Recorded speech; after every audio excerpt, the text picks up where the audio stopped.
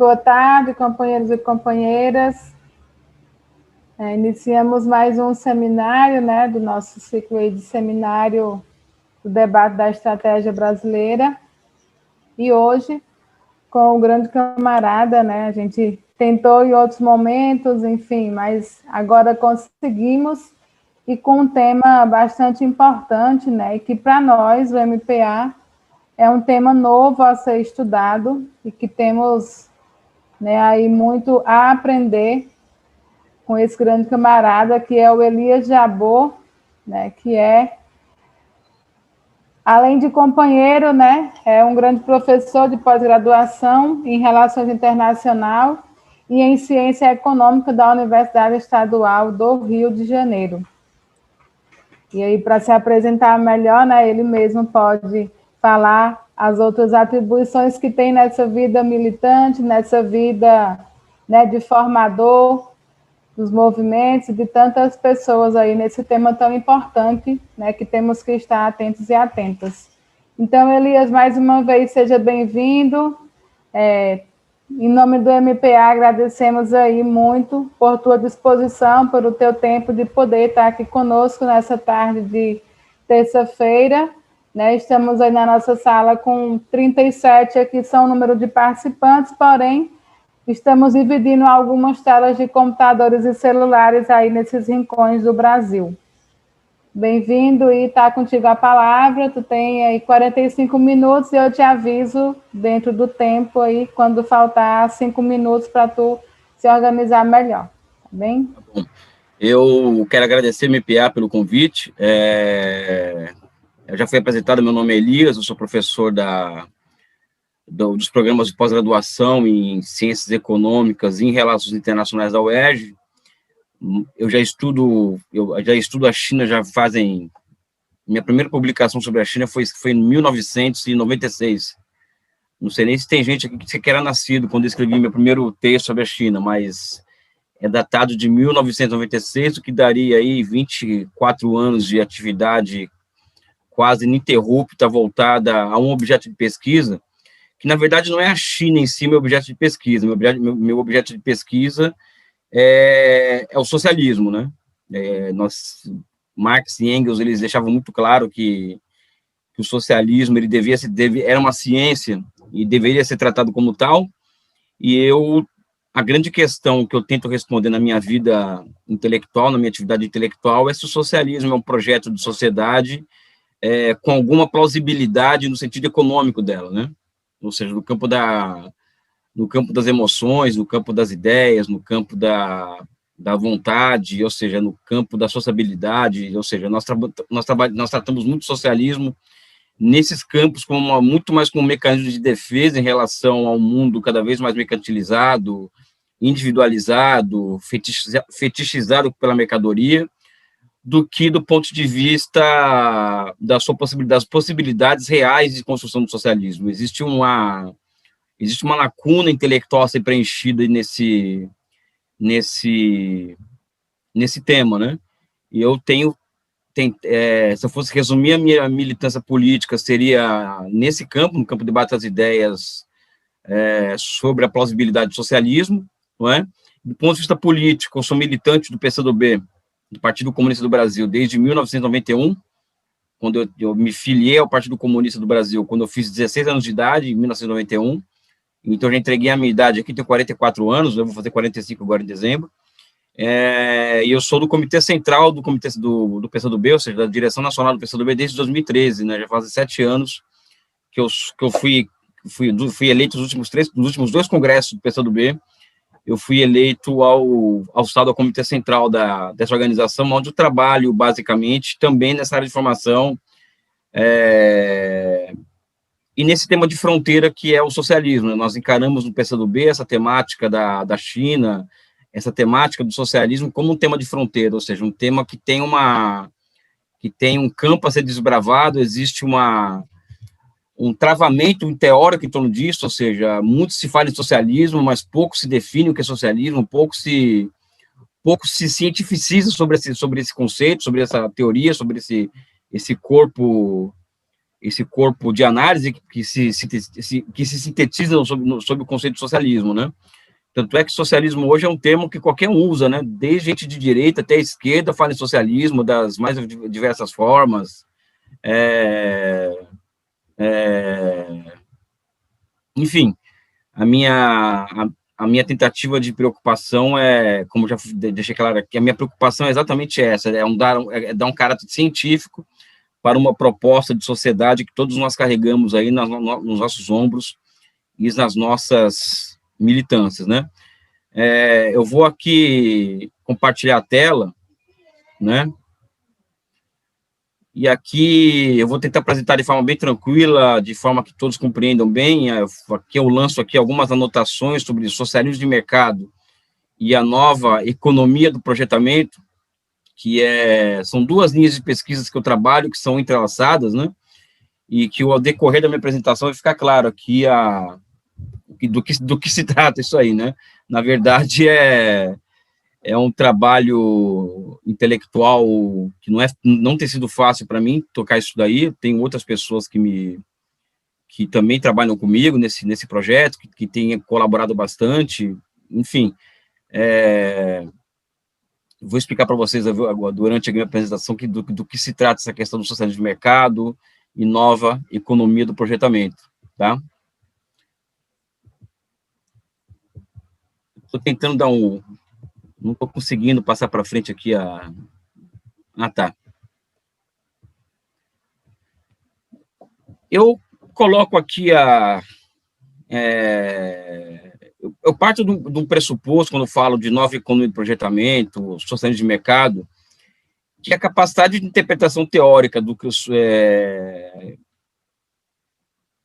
deixa eu retomar aqui. A China atingiu um patamar de crescimento econômico, um nível de desenvolvimento tal que, sob o meu ponto de vista, existe a capacidade de interpretação teórica daquele fenômeno, que é o fenômeno chinês, pode ter chegado ao limite. Tá? Ou seja, as teorias, elas surgem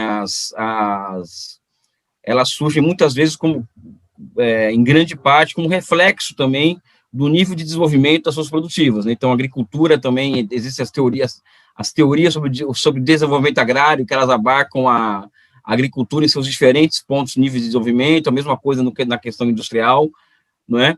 E o mesmo se refere aos modos de produção. Então, o capitalismo, ele cria as teorias correspondentes aos seus estágios de desenvolvimento, e o socialismo ainda, ele é um modo de produção, ainda demanda a criação de uma teoria para explicar a sua prática corrente. Uma coisa é a proposta dos clássicos do marxismo sobre o socialismo, e uma outra coisa é teorizar em cima de uma história que está sendo escrita em algum lugar do mundo. E no caso da China, sob o meu ponto de vista, é o lugar do mundo onde essa história está se escrevendo de forma mais original e mais desenvolvida, né? Então, a crise de 2008, todos aqui se lembram, ela pegou todo mundo de surpresa, e no caso da China, o que aconteceu foi a constatação por parte daqueles que estudam a China, de que existia um Estado poderosíssimo naquele país, ou seja, um setor estatal da economia muito poderoso, formado por várias empresas, não é? Vamos dizer aqui, 96 grandes conglomerados empresariais, um sistema financeiro também estatal, que hoje conta com cerca de 30 bancos de desenvolvimento. É como se a China tivesse 30 bancos com a proposta que o BNDES teria no Brasil. Então, a China não teria só um BNDES, a China tem cerca de 30 BNDES, ou seja, bancos voltados ao financiamento de longo prazo, né? E um corpo empresarial imenso, cujo núcleo dele são 96 grandes conglomerados empresariais estatais.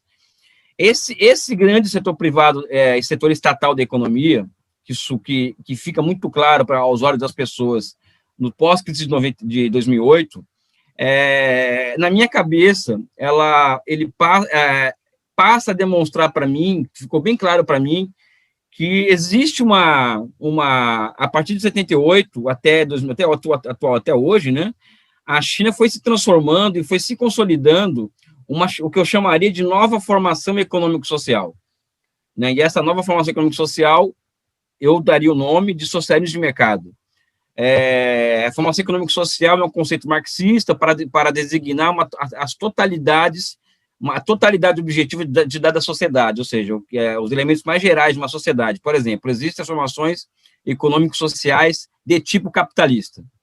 Tá? Então, os Estados Unidos é uma formação econômico-social de tipo capitalista, o Brasil também é uma formação econômico-social de tipo capitalista, só que de tipos e tipologias diferentes, né? Sob o ponto de vista particular, o socialismo também ele é uma nova formação econômico-social. E o caso da China, dentro do espectro dessas novas formações econômico-sociais, orientadas ao socialismo, como Cuba, Coreia do Norte, Laos, a China ela se conforma com a primeira experiência de uma nova classe de formações econômico-sociais, que é o socialismo de mercado. Cuba também é uma formação econômico-social não capitalista, né? Mas ela não faz parte dessa classe da qual a China faz parte, que é o socialismo de mercado. Cuba é um outro tipo de formação econômico-social, Cuba, Coreia do Norte, né? Outro país que caminha para ser uma continuação, mais um país que forma essa classe nova de formações econômicas sociais, além da China e do Vietnã, é o Laos, que também tem uma economia que se desenvolve com formas históricas semelhantes às da China e do Vietnã. Outro ponto que para mim deixa um tanto quanto claro que a capacidade teórica de se compreender a China chegou ao limite foi o contínuo progresso técnico que emana nos grandes conglomerados empresariais estatais. Aqui a ideia dessas palestras do MPA é falar de estratégia, né? Ou seja, estratégia brasileira, né? E essa questão de estratégia passa basicamente pelo qual o papel das empresas que as grandes empresas têm no país, sejam estatais ou sejam privadas, né? Ou seja, as grandes empresas são um elemento fundamental de uma estratégia nacional, tá? E na China, quem cumpre esse papel são esses grandes conglomerados empresariais estatais. Eu passo a perceber, já há algum tempo, que esses conglomerados empresariais estatais alcançaram um nível tal de desenvolvimento técnico, ou seja, de lá sai 5G, sai a inteligência artificial, sai o Big Data, essas novas plataformas que surgem por ali, que no mundo real, ou seja, ao aplicar ao mundo real, ao se absorver à economia real, eleva a capacidade de planificação econômica a patamares superiores. Né? Ou seja, outro elemento de estratégia a ser estudado pelos movimentos de esquerda no Brasil é o papel do planejamento. Né? Ou seja, qual que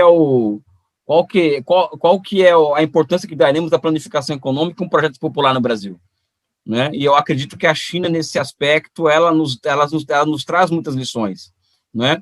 Então, a China é uma formação econômico-social cuja característica fundamental dela é um Estado com uma capacidade de planejar cada vez maior.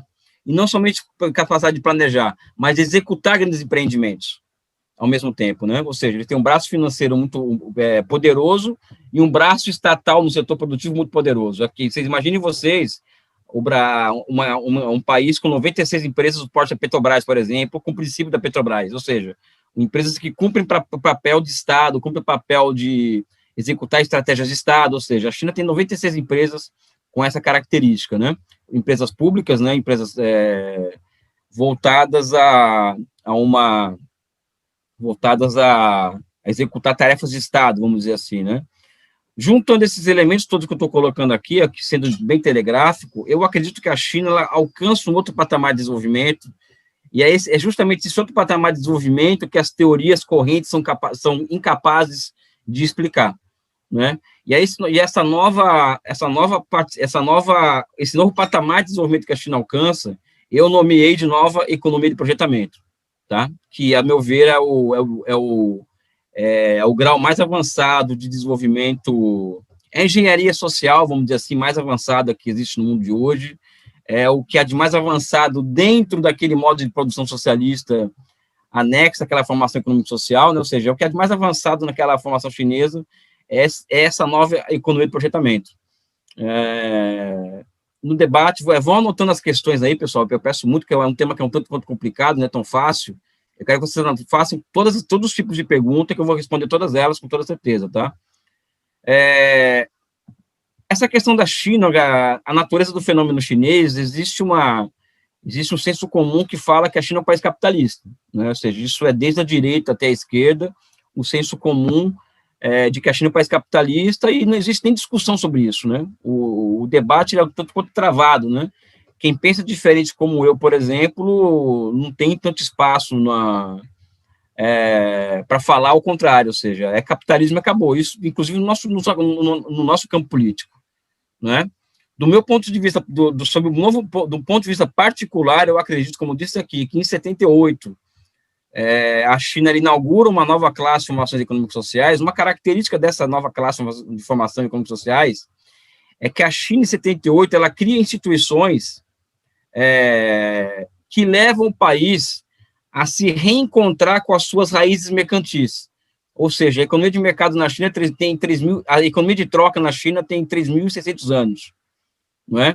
O que acontece é que, ao se criar instituições que levaram a China a se reencontrar com as suas raízes mercantis, ou seja, aquela pequena produção camponesa voltada ao mercado, por exemplo, isso levou a China a um ciclo que dura até hoje de crescimento mercantil virtuoso, não é? E não somente isso. Polemicamente, eu falo que esse reencontro da China com as suas raízes mercantis levou o socialismo chinês a se reinventar, ou seja, a partir dessas instituições. Daí essa questão, esse conceito, né, de socialismo de mercado. É porque, através do mercado, que o socialismo ele acabou se reencontrando, se reinventando na China a partir de 78.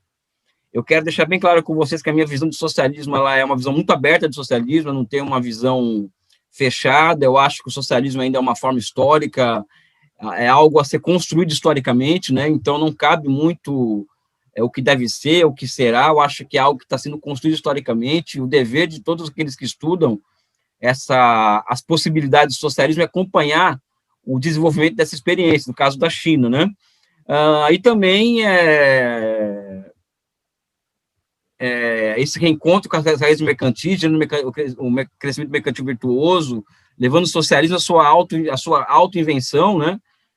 Leva, vamos dizer assim, ao que os chineses chamam de socialismo com características chinesas, né? Ou seja, são as características mercantis, o reencontro com o passado milenar mercantil, com instituições milenares, ou seja, um mix de marxismo com confucionismo, taoísmo, ou seja, o pensamento nacional chinês, todo esse mix que se fala quando o assunto é China, é a base pela qual os chineses levam a se auto-atribuírem como um socialismo com características próprias, né? No caso, socialismo com características chinesas. Eu vejo vocês assim, fazerem abertura com violão, com viola, a poesia, ou seja, isso aí vai ser parte do socialismo com a cara do Brasil também, né? Ou seja, todo esse caldo de cultura que nós acumulamos e que os movimentos populares acabam sendo protetores desse caldo cultural brasileiro. Isso vai ser parte da construção do socialismo no Brasil, com certeza, e vai ser algo que vai dar cor ao nosso socialismo, né? Sobre essa nova formação econômico-social, eu trabalho com a possibilidade, com a ideia de que esse processo de desenvolvimento que vai se formando, vai dando assim contorno a essa nova formação econômico-social, ela é mediada por ondas de inovações institucionais. O que quer dizer isso daí? Por exemplo, o Estado, ele vê um problema, por exemplo, no caso brasileiro aqui, um problema sério de abastecimento alimentar. Então, o governo ele vai lançar uma onda de inovações institucionais para poder levar o quê? Levar a uma superação desse problema de abastecimento alimentar. Isso pode ser tanto pelas vias de uma reforma agrária, isso é uma inovação institucional, pelas vias do Estado sendo comprador de primeira instância dos produtos da agricultura familiar, por exemplo, é uma inovação institucional essa, tá? Ou seja, as inovações institucionais são meios pelos quais o Estado ele vai criando e recriando, ele vai, falando em termos marxistas, né, ele vai harmonizando as relações de produção, né, com as forças produtivas postas na sociedade, né? Esse é o papel das inovações institucionais, que é o de adequar as forças produtivas e as relações de produção ao nível comum de ambos, né? Então, por exemplo, a primeira onda de inovações institucionais é uma grande reforma agrária em 78, ou seja, é o que eu chamaria de segunda reforma agrária. Teve uma primeira em 49, uma segunda em 78 e uma terceira em 2013, tá? A segunda, ela é marcada, por exemplo, pelo surgimento na agricultura, a partir da agricultura, de empresas não capitalistas orientadas ao mercado. Ou seja, essas empresas não capitalistas, eu enquadraria aqui também milhares de pequenos camponeses, ou seja, cada unidade familiar seria uma empresa não capitalista, o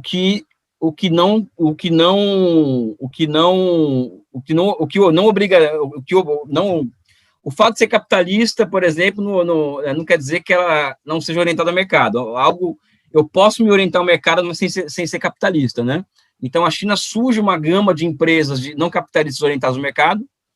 Essas empresas vão desde essas pequenas unidades familiares até grandes empresas coletivas no interior do país, tá? Então, essa é uma onda de inovação institucional que é muito interessante. Dentro dessa onda de inovação institucional surgem as zonas econômicas especiais no começo da década de 80, não é? Uma outra onda de inovações institucionais surge em 94, né, com essas reformas fiscais de 94, que é um nome, mas que foram uma série de medidas que aconteceram a partir de 94. Duas delas que eu acho importante colocar aqui, primeiro, foi o processo de transformação daquelas grandes empresas de tipo soviéticas, né? São milhares de empresas de tipo soviético em empresas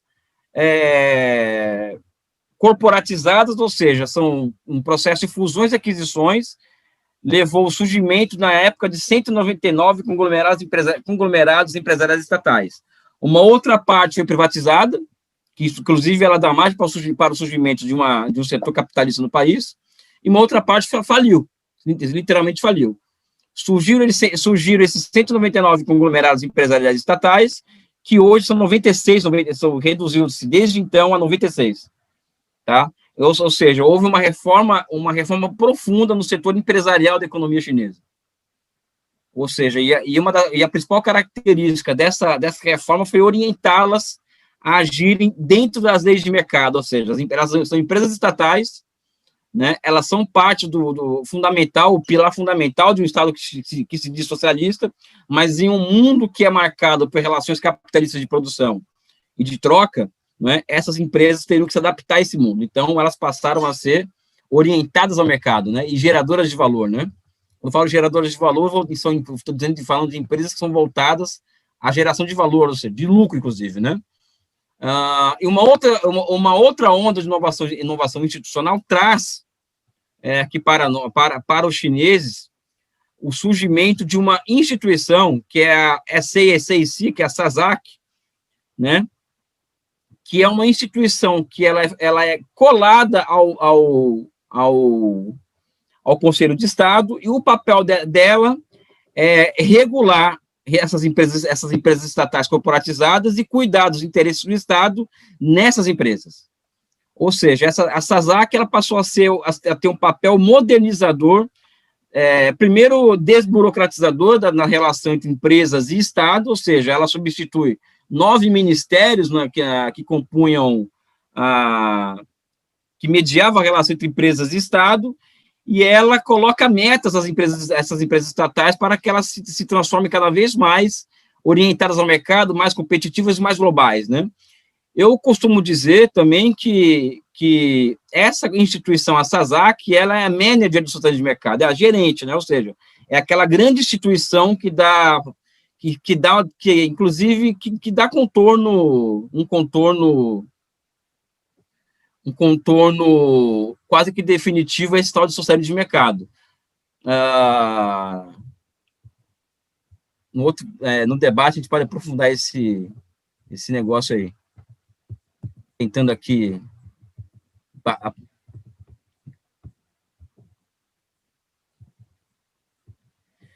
Essa questão da economia do projetamento, eu gosto muito de dizer que não é que não é uma invenção minha essa, não estou trazendo aqui nenhuma novidade para ninguém sobre isso. O que eu faço é perceber que a China havia alcançado um estágio de desenvolvimento, que as teorias que estavam à disposição não explicavam em sua plenitude aquele processo, e eu vou buscar em um autor brasileiro, em um livro escrito em 1959, algumas indicações ou leis gerais que me levaram, vamos dizer assim, a encontrar uma explicação mais plausível ao processo que estava ocorrendo na China, tá? O Rangel, que é um autor brasileiro que poucos conhecem, ele escreve um livro em 1959 chamado Elementos de Economia do Projetamento. É um livro muito difícil, é um livro de microeconomia, escrito para engenheiros. Eu, por exemplo, eu só fui começar a entender o que o Rangel estava querendo dizer nesse livro na minha 8ª ou 9ª leitura, ou seja, não é uma leitura tranquila. Então, quem for ler esse livro, leia uma vez, 2 vezes, 3 vezes, 4 vezes. Eu estou na 9ª vez e toda vez que eu leio aparece uma coisa nova. Algum elemento novo de análise, tá? Aqui eu trago uma citação de uma figura que, inclusive, tem me orientado muito nesses estudos sobre economia de projetamento, que ele diz o seguinte: a leitura do conteúdo do livro do Rangel, né, revela o objetivo do autor, construir a partir do acervo da ciência econômica, com todas as suas escolas e distintas abordagens, uma teoria econômica da economia do projetamento. Entendida essa como a economia que o processo histórico estava desenhando no século XX, a partir do capital financeiro, do keynesianismo e da planificação soviética. O que existe em comum aqui, nessa citação aqui, que eu queria trazer para vocês, é que keynesianismo e planificação soviética são 2 faces da mesma moeda, tá?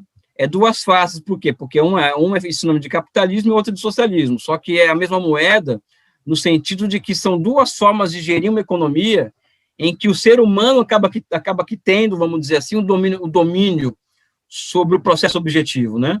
Então, no caso aqui, o sistema financeiro ele é voltado para fins produtivos, a especulação financeira ela é regulamentada, ou seja, é impossível haver a regulamentação financeira, constrói-se um estado de bem-estar social na Europa. No lado soviético, a centralização dos meios de produção possibilita com que o Estado soviético ele seja capaz de empreender grandes projetos, né? Isso do que eu estou querendo dizer com isso, que existem pontos de encontro entre o que ocorria na Europa Ocidental na década de 50, que é o processo de reconstrução europeia, com o que ocorria na União Soviética. Eu certamente tenho certeza que o Rangel ele escreveu esse livro querendo compreender como que os soviéticos alcançaram a proeza de lançar o primeiro ser vivo ao espaço, o projeto Sputnik, né? E o Rangel, ao compreender esse processo que estava ocorrendo na União Soviética com mais objetividade, né, do que na Europa Ocidental, ele chega a uma nova abordagem econômica que, sob o meu ponto de vista, pode se formar até um novo modo de produção, né? Sabe? Então, ele cria uma teoria do projetamento, né? Ele cria uma teoria de uma economia de projetamento, que basicamente é uma economia cuja mediação se dá pela via da execução de grandes projetos, tá?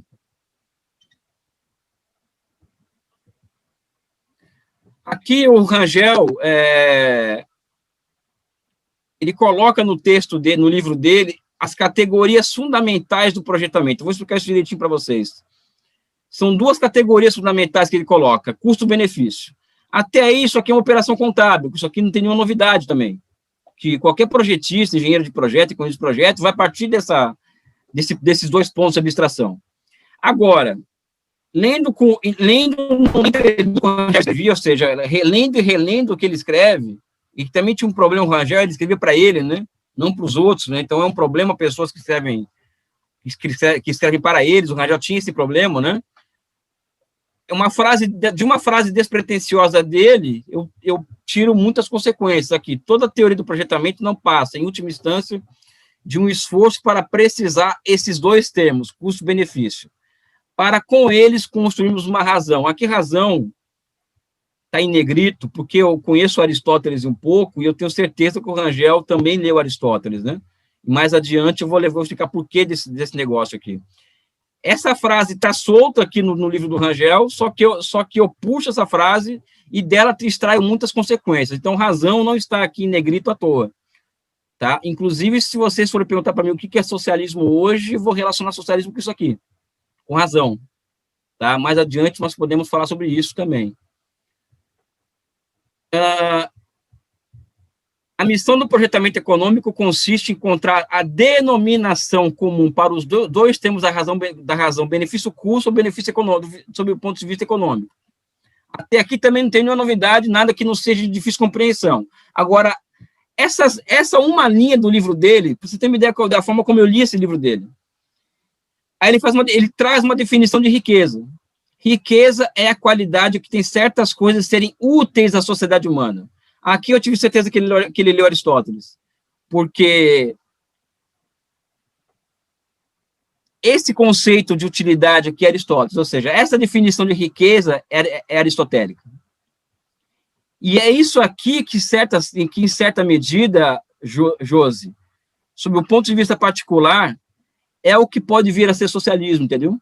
É a transformação da riqueza na qualidade que tem certas coisas de serem úteis à sociedade humana. Ou seja, é uma palavra aqui que está solta no livro dele que eu acho fundamental. Eu sempre desconfio de pessoas que falam que lê um livro por semana, um livro por mês. Eu acho que ninguém lê um livro por semana e um livro por mês, entendeu? Sabe? Eu acho que para ler um livro de verdade demora anos, muitas vezes. Até hoje leio esse livro do Rangel. Tá? Aqui tem uma discussão que é um tanto quanto filosófica, né, que também é uma área que às vezes eu ando me metendo ultimamente, né, enquanto ninguém me chamar a atenção, eu vou me envolvendo, né. Existe uma confusão para quem não está familiarizado com o debate na economia.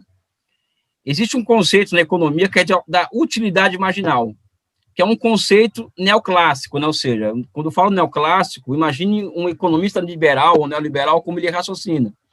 Ele raciocina no sentido de maximizar a chamada utilidade marginal, ou seja, que é o lucro. Tá? Então, tem aquela tese do Ricardo das utilidades marginais decrescentes.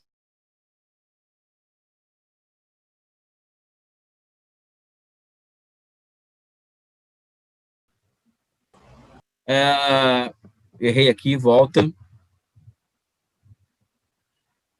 Já a utilidade, como o Rangel coloca, não tem nada a ver com isso aqui.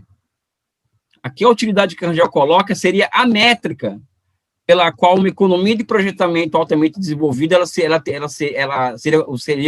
seria usada como referência. Em uma sociedade como a que nós vivemos no capitalismo, a métrica de uma sociedade é o valor. Então, uma economia, ela é...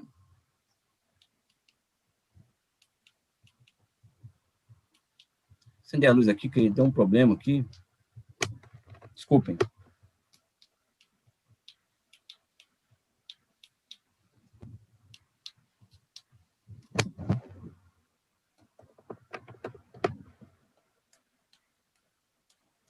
Tá, vai assim mesmo, tá bom, pessoal? A luz aqui caiu, mas não deve ser nada demais. Espero, né?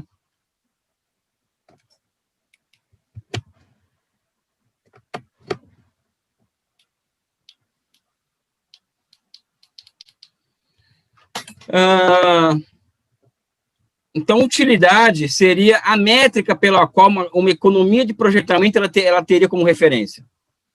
Tá? E uma economia de projetamento ela é diferente de uma economia capitalista, porque uma economia capitalista é socialista também, elas são baseadas na geração de valor.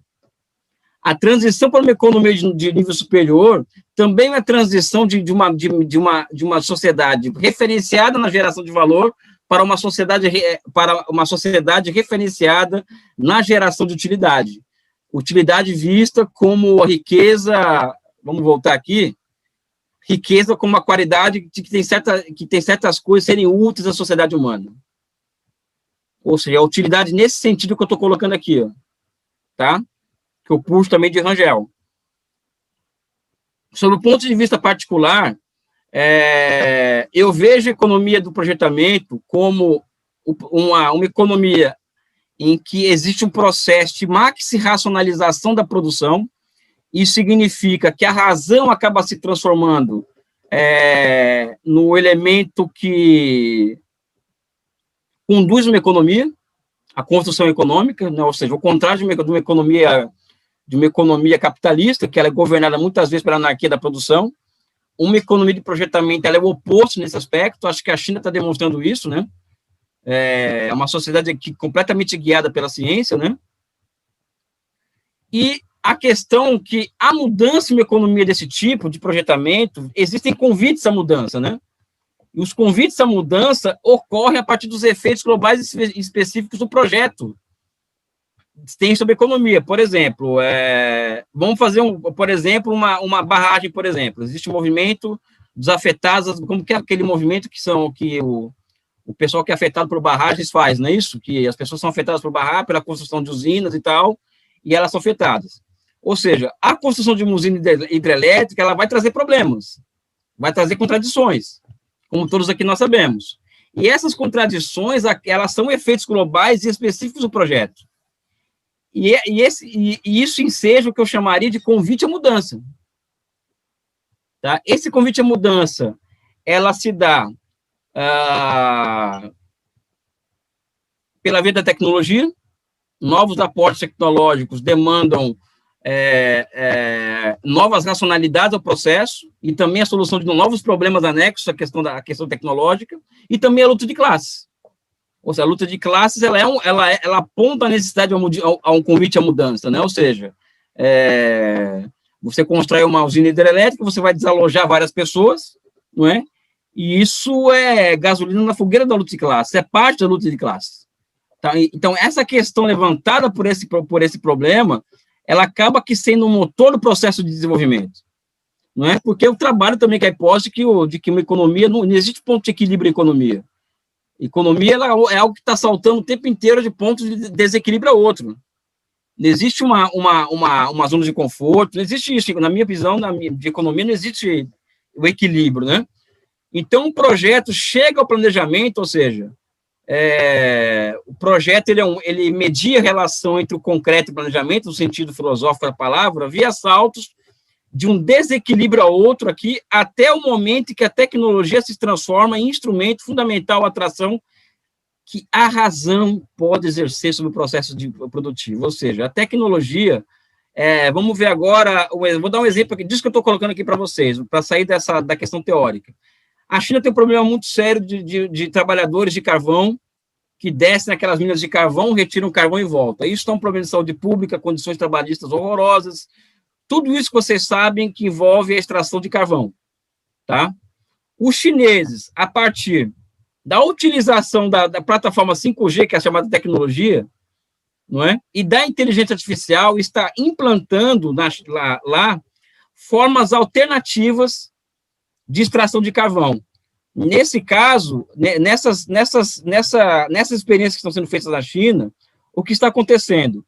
O cara que descia até o fundo do negócio, lá no buraco, e subia, ele fica em casa e ele passa a operar uma máquina que faz o serviço que ele faria, que a máquina passa a operar o que ele fazia manualmente lá embaixo, que ele passa a operar aquilo na máquina. Ou seja, a tecnologia transformou-se em um instrumento fundamental à atração que a razão pode exercer sobre o processo produtivo. Olha um exemplo que eu estou dando para vocês aqui, né? Está dando para entender isso? Deu para entender isso, José? Essa questão da razão, por exemplo, que o exemplo da tecnologia, para o caso da China? Acho que sim, né?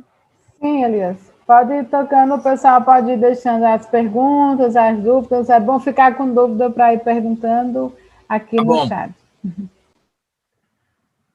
Aí tem uma outra questão aqui que eu trago, e também tem a ver com a nossa estratégia, José. Nós, socialistas, comunistas, o que pensamos de uma estratégia de caráter socializante, nós temos que trabalhar com uma noção de uma economia que deve superar o desemprego enquanto circunstância. Inácio Rangel, quando deixava muito claro que o desemprego era uma circunstância circunscrita ao capitalismo, e que o socialismo deveria ser o seu projeto de sociedade a superar esse estado de coisas. Então, aqui, o projetista, ao decidir entre duas técnicas, veja bem, o projetista é aquela figura que está lá sentado, né, estudando os projetos, estudando a aplicação de projetos, executando projetos, elaborando projetos, é economista, é engenheiro, é geógrafo, é cientista social, ou seja, uma gama de profissionais voltada à elaboração e execução de projetos. Vamos lá. O projetista, ao decidir entre duas técnicas, deve sentir-se agente da sociedade, o que exige que nada aceite sem exame. Isso aqui não é qualquer citação, pessoal, isso aqui para mim é fundamental. Sua ação deve ser orientada por um plano mestre geral, e esse plano será diferente segundo haja ou não desemprego. Olha o tom aqui. A ele deve subordinar-se toda a sua ação, como tático do desenvolvimento que é. O projetista é um tático, ou seja, ele é um cara da tática do planejamento. Se há desemprego, deve trabalhar para induzir emprego pleno. Alcançando esse, deve buscar a gradual retirada do trabalho entre os fatores de produção.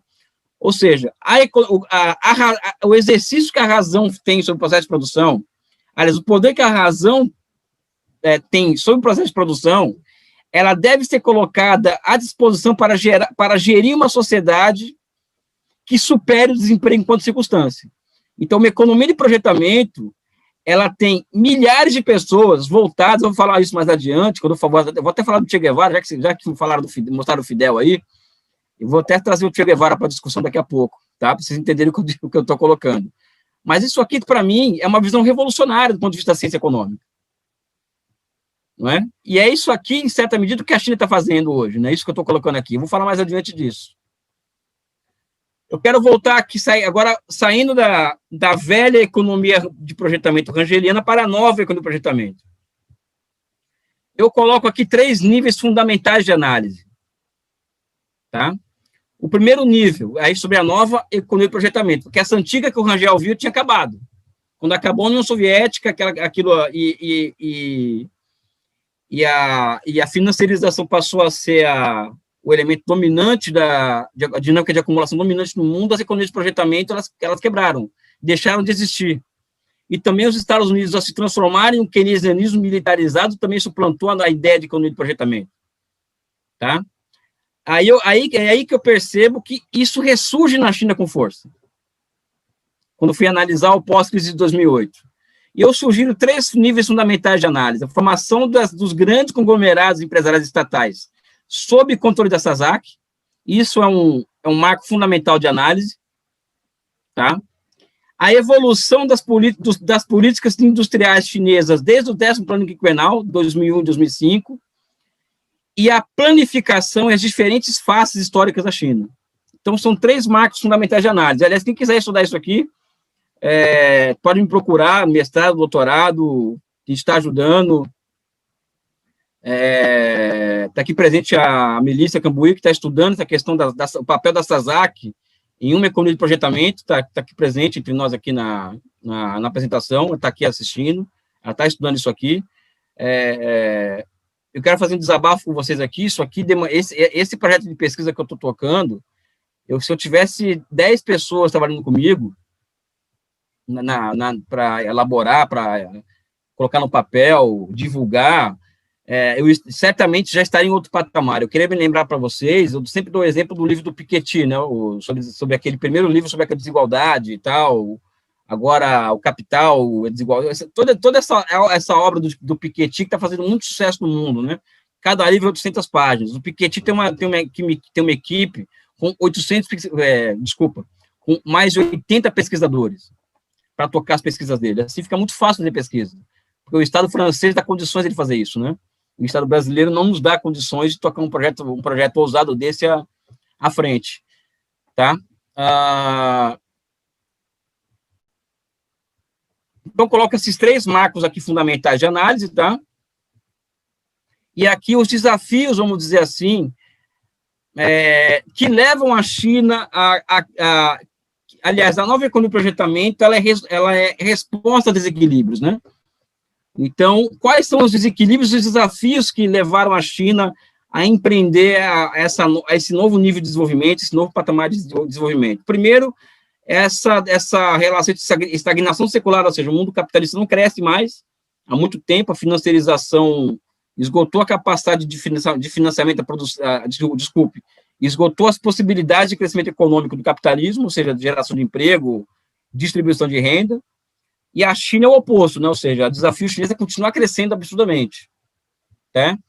Um outro ponto que tem a ver com os planos quinquenais pós-2001 tem a ver com os novos paradigmas tecnológicos que surgem na China, que é o 5G, Big Data, e a inteligência artificial. Isso aqui está diretamente... Isso aqui é a alma da economia de projetamento, tá? Porque é isso que possibilita com que a razão seja um elemento fundamental para gerir uma sociedade daquela lá, né? E também a luta pela fronteira tecnológica. Então, são dois elementos que estão interligados nos planos quinquenais pós-2001. Por quê? Porque, a partir de 2001, percebe-se que um crescimento chinês pautado por uma complementaridade tecnológica com o Japão e Estados Unidos tinha chegado no limite. Então, desde 2001, a China tem políticas mais proativas em matéria de desenvolvimento industrial. Ou seja, surgem as marcas próprias na China, surgem essas tecnologias, essas novas plataformas são resultado desse nova abordagem em matéria de desenvolvimento a partir de 2001. E também a exaustão de uma dinâmica de desenvolvimento com altos custos sociais e ambientais. A China, todos sabem que a China é um país que polui absurdamente, é o segundo maior poluidor do mundo, não é? E isso coloca um desafio ambiental ao governo chinês, e também é um país que cresceu gerando muita desigualdade social, né? Aliás, falando nisso, ontem uma notícia que saiu nos jornais ontem, chineses, ontem foi declarado o fim da pobreza extrema na China. Eu acho que é a maior notícia dos últimos 20 anos no mundo, aqui no Brasil ninguém vai falar isso, né?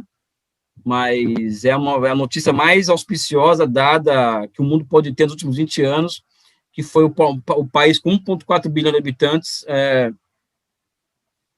encerrar a pobreza extrema, né, dar um fim a isso.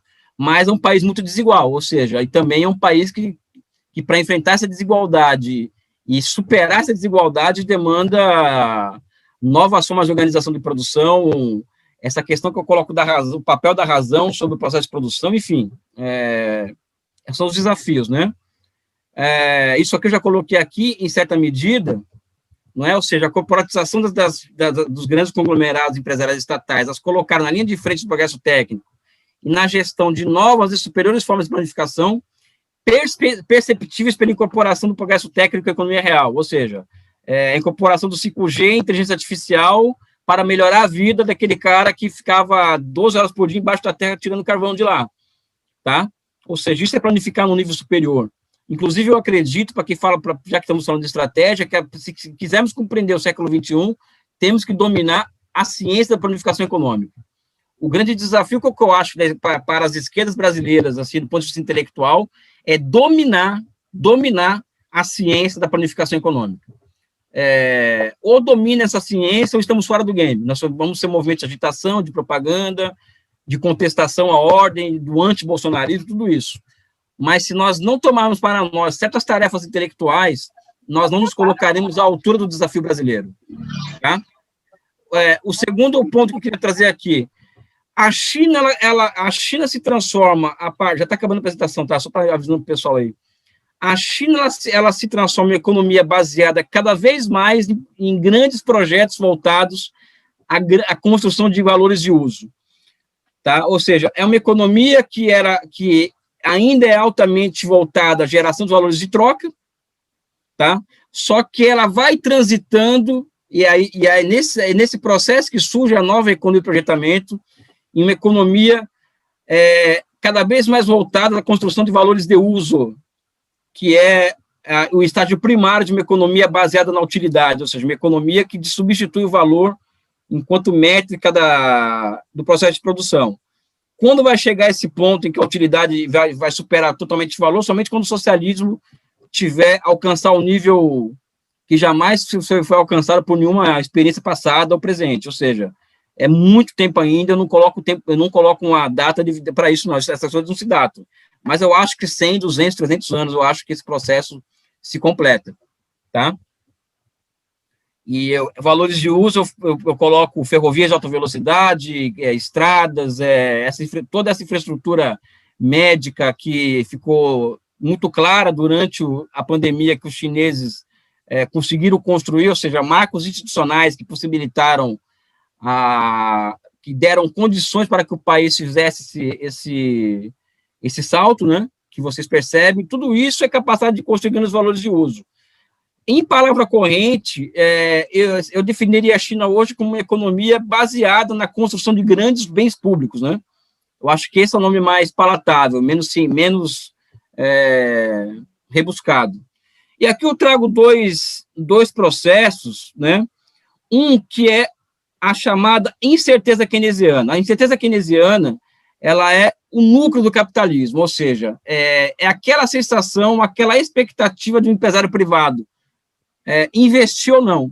Isso acaba que dando contorno e conteúdo ao capitalismo. Tudo gira em torno da decisão do empresarial de investir ou não. Se o empresário privado decide não investir, derruba o governo, no caso da Dilma. Isso é muito claro. Né? Mesmo a Alemanha, que é um país que tem um baixo nível uma economia de baixa financiarização e que o Estado tem um papel muito grande na economia, é o setor privado que decide se vai investir ou não. O Estado pode fazer encomendas, pode fazer uma série de políticas keynesianas, evidente, tá? Para diminuir a incerteza. Mas a incerteza continua porque lá é o setor privado que vai decidir se vai investir ou não, e não o Estado. Na China, não. A China, ao construir um poderoso setor estatal da economia, retirando o poder de decisão de investimento primário do setor privado, e também contando com o setor público muito poderoso na finança, a China começa a indicar a possibilidade da superação dessa tese keynesiana. Isso, em tese, do ponto de vista estratégico, é a superação do capitalismo. Tá? Então, a China está criando essa nova economia de projetamento, cria condições para a superação desse drama que nós vivemos no capitalismo, se o empresário vai investir ou não. Até porque lá o maior empresário da China é o Estado. Tá? E aqui o segundo processo que eu queria trazer o Che Guevara, que é o processo de planificação do processo de destruição criativa. O que é esse processo? Esse processo é aquele processo em que uma economia ela vai tendendo, vamos dizer assim, a elevar a sua composição orgânica do capital, ou seja, aumentar o volume de máquinas ao invés de pessoas no processo de produção, ou seja, a troca do trabalho vivo pelo trabalho morto, né? Isso feito de forma não planificada, gera uma massa de desempregados que o capitalismo ele vai deixando para trás. Se o processo não tiver continuidade, isso pode ir ficando para trás. Tá? O que acontece aqui? Na China, a China crescia 8% há um tempo atrás, passou a crescer 6,5%, uma queda de 1,5%. É muito crescimento ainda, mas deixou de crescer como antes. E um olhar intuitivo sobre a realidade econômica chinesa vai demonstrar que é intuitivo, tá? A tendência é gerar desemprego estrutural. Por quê? Porque a economia cada vez mais com a composição orgânica do capital cada vez mais alta, inclusive na agricultura. A China está passando a transformar sua agricultura em agronegócio, vamos dizer assim. A China caminha para esse momento da história da sua agricultura, tá? Mas o que acontece é que, apesar desse crescimento econômico ter caído e a industrialização continuar sendo poupadora de mão de obra, o número de empregos urbanos gerados até aumentou, ou seja, ela atualmente é na casa de 13 milhões de empregos urbanos anuais gerados. Então, isso significa que nos últimos 10 anos, a China incorporou mais de 150 milhões de pessoas às cidades e arrumou emprego para essas pessoas. E é aí que entra o papel do projetista. Né? O Che Guevara falava do novo homem, sobre o socialismo, aquela coisa toda que a gente sabe, né? O novo homem, sabe? O argentino, né? O argentino, ele é movido por sentimentos de amor, né? O Che Guevara, ele era um argentino, né? Mas, para mim, o novo homem que o Che Guevara está falando ali é exatamente esse projetista aqui. É a pessoa que trabalha o dia inteiro em um think tank chinês, em uma instituição pública, que atualmente são 2 milhões de pessoas que são ocupadas em dar um jeito nesse processo, ou seja, vai ter a destruição, vai ter criação, mas não vai ser tão destrutivo assim. Então, a China se caracteriza por uma massa de pessoas que pensam o tempo inteiro em como gerar 13 milhões de empregos urbanos por ano. Isso, para mim, é revolucionário. No mínimo, revolucionário. Se alguém me perguntar para mim quem é um novo homem sobre o socialismo e tal, eu acho que são esses planners chineses, planejadores chineses, projetistas chineses. Então, essa também é uma característica fundamental de uma economia de projetamento, que é a planificação do processo de destruição criativa. Pessoal, isso aqui é um exemplo aqui, um exemplo de economia de projetamento, que é os processos de substituição de importações no setor ferroviário. Tá? O que esse texto fala, que nos últimos anos, isso é um texto de 2014, do Dick Loh, as empresas estatais passaram a ser os novos veículos na fronteira, veículos que conduziam o país à fronteira tecnológica. Estou acabando, mais 5 minutinhos, tá? Ah, tá. Por exemplo, o caso proeminente é o do desenvolvimento de ferrovias de alta velocidade. A China começou a importar a fronteira da tecnológica, ou seja, passou a importar cadeias produtivas de fronteira tecnológica nesse setor de ferrovias de alta velocidade de 2004, não é? Ou seja, com objetivos de construir trens de 200 km por hora no primeiro estágio e 250 km por hora em 2009, no segundo estágio. Esses objetivos não foram somente alcançados, não é? Mas as empresas chinesas não somente assimilaram totalmente essa tecnologia importada, como também as melhoraram, né? Eu lembro que em 2004 eu fui na China e não tinha um trem de alta velocidade. Eu fui para Xangai em um trem de 14 horas. Hoje faz essa viagem em 4 horas, eu acho, uma coisa assim. Tá? Em 2010, um pequeno número de ferrovias foi posto em operação com velocidades alcançando entre 250 e 350 km por hora. Né? Em 2011, toda uma cadeia produtiva interna de trens foi capacitada para projetar trens de alta velocidade de 500 km por hora. Isso significa o seguinte: hoje a China tem 3 vezes mais trens de alta velocidade lá dentro do que o resto do mundo tem no resto do mundo. Isso também, aí para falar da vida do trabalhador, eu também dou sempre esse exemplo. Em 2009, eu estive na China. 2009 foi minha terceira viagem à China, isso, quando eu fui terminar o doutorado. E eu fui em uma fábrica que até hoje eu não me lembro, preciso pegar as gravações, se era de celulares ou de tablets, não sei. Só sei que eles fabricavam metade de um certo produto eletrônico consumido no mundo naquela fábrica. Tá? E eu perguntei para o trabalhador, isso na conurbação urbana de Xangai. Eu perguntei, e aí, você demora quanto tempo para chegar em casa, né? Ele falou 2 horas. Para ir, 2 horas para voltar, igual no Brasil. A última vez que eu estive na China foi em 2018, né? E eu voltei a perguntar qual que era o tempo que se demorava para chegar da casa ao trabalho, ou seja, de 2 horas passou a ser 7 minutos.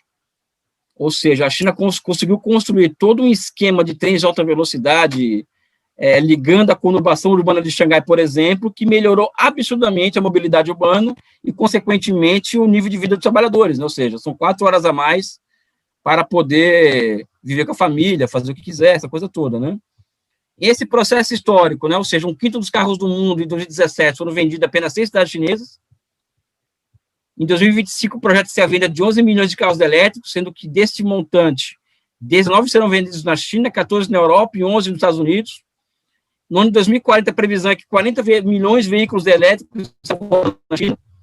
Tem um projeto, a Belt and Road Initiative, que é a Cinturão Uma Rota, que tem mais de 2 mil projetos envolvendo 135 países, com investimentos de 4 a 8 trilhões. Esse projeto Made in China 2025, de 1,5 trilhão de dólares, Atualmente, a China planta 2,5 vezes mais árvores dentro da China do que o resto do mundo. A China, em 2060, vai ser uma economia de baixo carbono. É promessa isso. Nenhum país do mundo fez uma promessa tão ousada. Então, somente uma economia pautada, como eu coloquei aqui, pela razão, pela máxima racionalização, voltada à geração de valores de uso, é capaz de alcançar esses objetivos, né? E, para terminar a minha apresentação, eu coloco uma frase do Márcio Henrique Monteiro de Castro sobre o Rangel.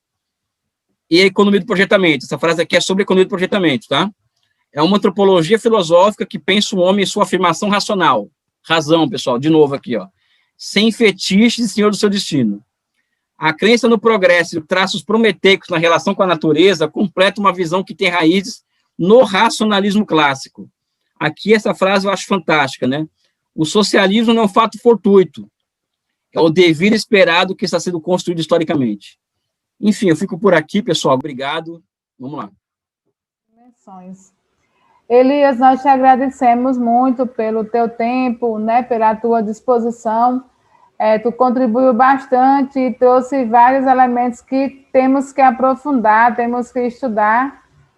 É um tema novo para o nosso debate, né, interno, enquanto movimento camponês, mas que pensar estratégia, né, para o Brasil estudar tudo isso, né? Esperamos também ter contribuído contigo, né, porque a gente nunca só ensina, mas também aprende de diversas dimensões, né? E dizer que tu pode sempre contar com o MPA e que, com certeza, nós vamos contar contigo também para as nossas formações aí em todo o Brasil. Infelizmente, estamos em uma pandemia, né? É à distância, e tu não vai receber hoje aquela linda cesta de alimentos agroecológicos produzidos pelos nossos camponeses, mas esperamos em breve poder compartilhar contigo, além do alimento teórico, mas também o alimento que nos dá energia para seguir essa caminhada. Manda pelo correio o alimento. Não, eu prefiro receber pessoalmente quando eu for aí. Pois é.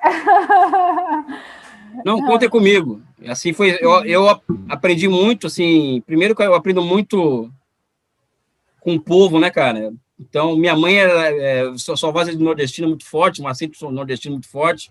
Minha mãe é paraibana, né? Então, eu gosto de falar com nordestino, eu me sinto nordestino, apesar do meu nome estrangeiro, né? E eu aprendo muito com o povo, eu muito mais aprendo aqui do que ensino, até porque eu não tenho muito o que ensinar também, não. Eu tenho o mesmo objetivo que vocês, nós todos estamos no mesmo barco, ou seja, as críticas que eu fiz aqui à esquerda servem totalmente para mim também, né? E espero que eu vi que vocês ao menos tenham a mente aberta para ouvir o que a gente tem a dizer, porque como foi posto, né? Ou seja, tem coisas que a gente fala que as pessoas, elas só em a gente falar já param de ouvir, porque não concordam e param de ouvir. Então, acho que eu fico muito feliz pela receptividade que as minhas ideias tiveram aqui com vocês hoje. Eu fico muito feliz com isso, espero ter trazido alguma coisa de novo para o debate, né? E a gente está junto na luta, viu? Não vamos desanimar, não, viu? Contem comigo para tudo.